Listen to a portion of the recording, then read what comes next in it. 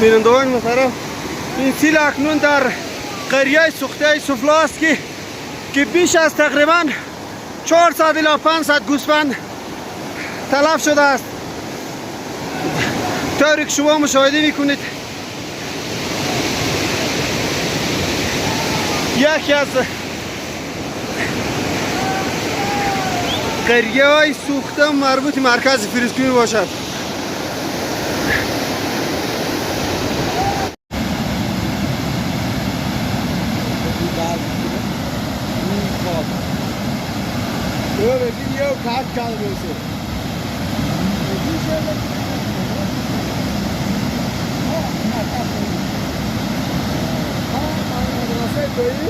Aí,